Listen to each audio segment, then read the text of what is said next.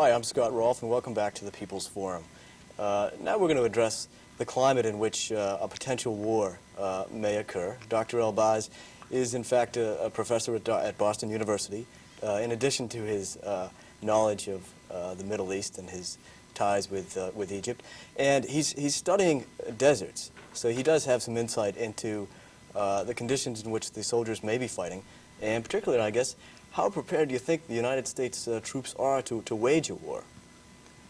It's very interesting that you bring this up because of the fact that the terrain in Saudi Arabia and along the borders between Kuwait and Saudi Arabia, and also between Kuwait and Iraq, is perhaps something that our troops had never seen before, anything like it.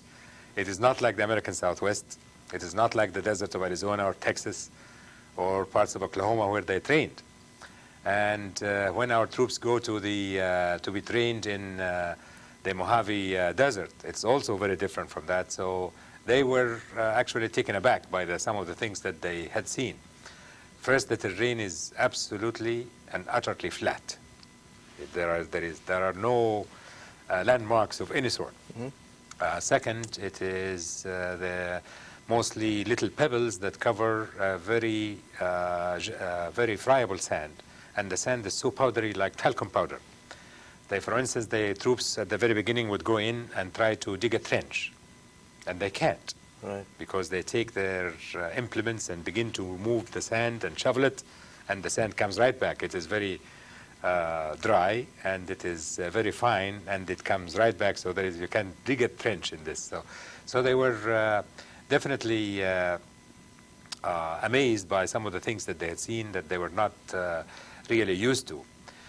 The thing that was also shocking at the beginning is the amount of water that individual soldiers must drink, particularly in the summertime in this kind of weather.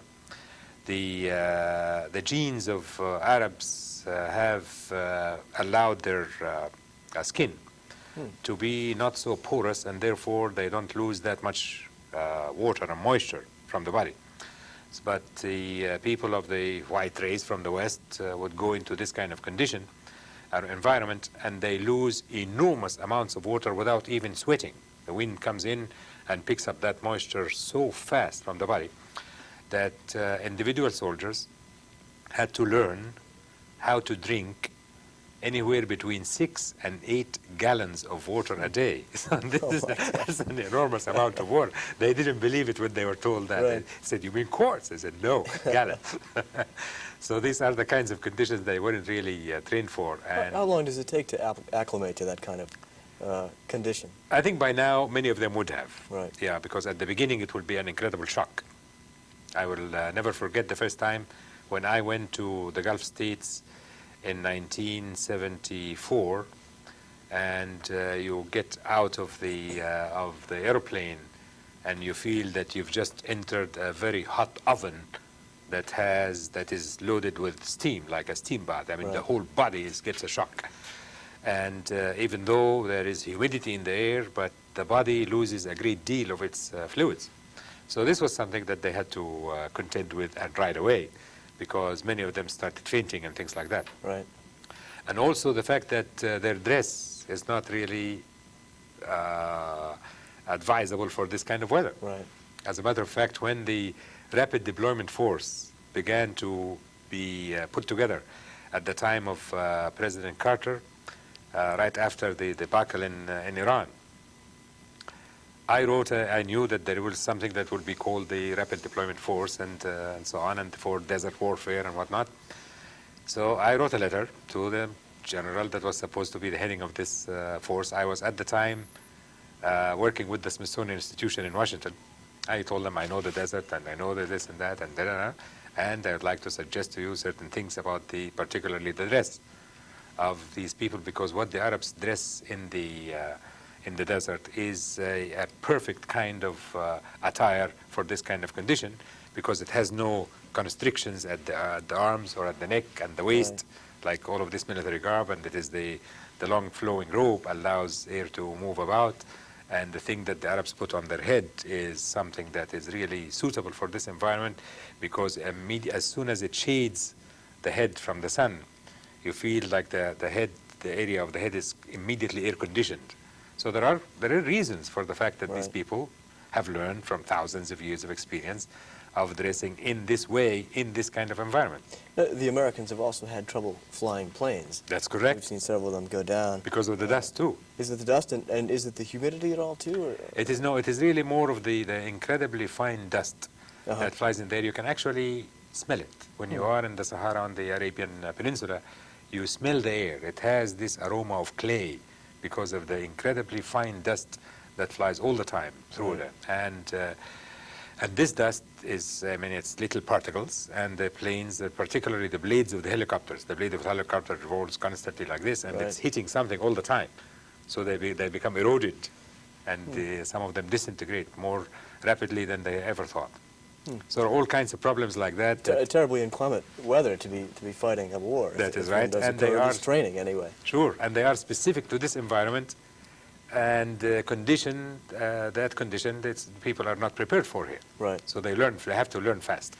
You know, there's another issue here that I think is very interesting, independent of the political circumstances and the possibility of war.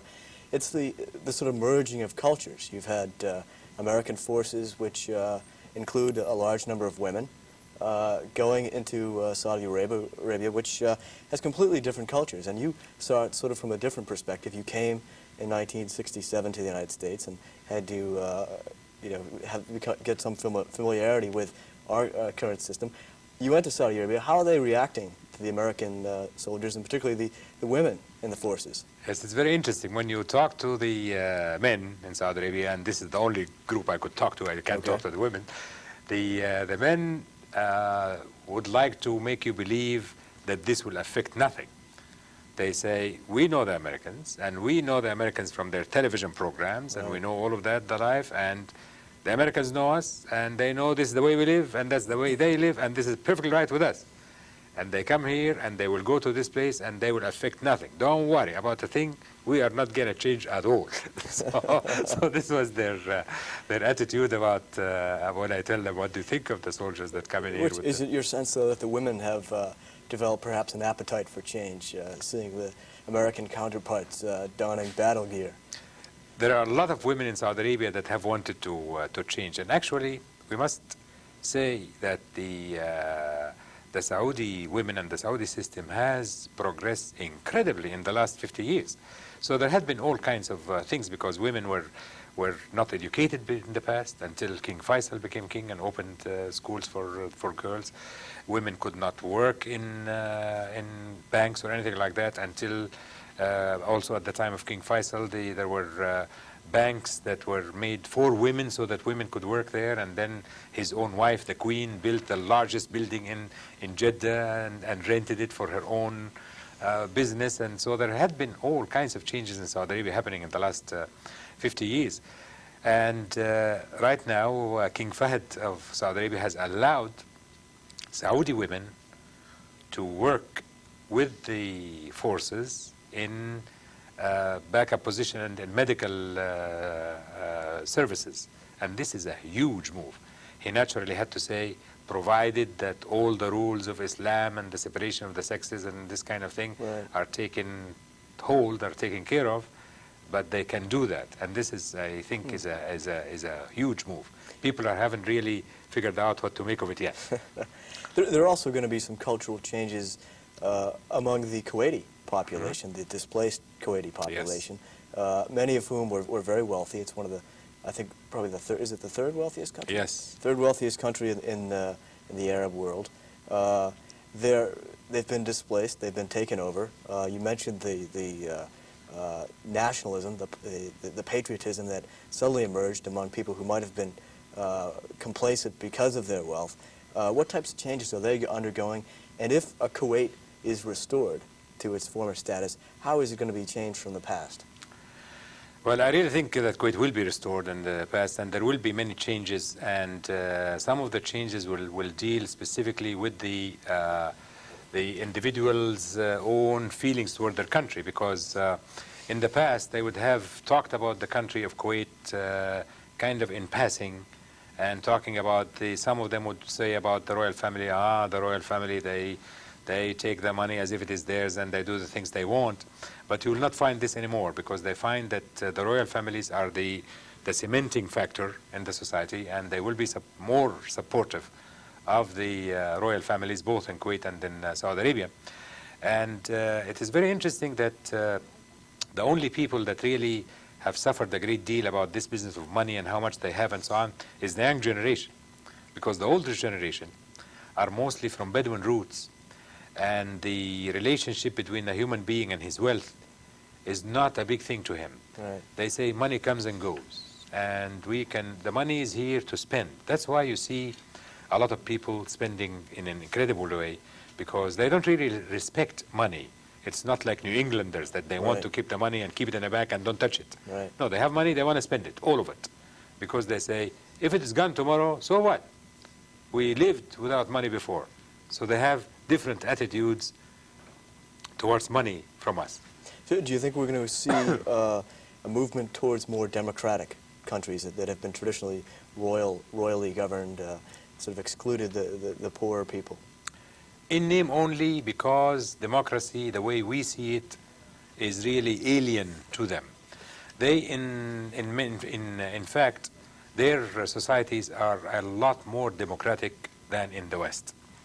Every head of state and every member of the royal family and every minister and so on must allow a minimum of one whole evening, which they call the majlis, meaning the sitting, whereby he will sit there and receive anyone that walks out of the street. I have attended myself some of these sessions with the kings and the emirs, where people just walk from Yemen, walk from anywhere, and including me coming in from Egypt, and you sit down, and people will take them their gripes and ask them to do this and do that for their own village and so on. And to me, this is an incredible illustration of a democracy of a different sort. Anyone can go and take their gripe to the head of state. Now, we can do this here. You cannot go to President Bush any day you wish and talk to him about some gripe that you have about Concord, Mass. It would not be so easily accepted. We could stand outside the White House. You can stand outside the house and he's not going to listen to you. Right. You know, I guess lastly, as an Arab American, how do you view this crisis? Has it, despite the grave potential for war, has it had a positive or negative effect on the Arab countries of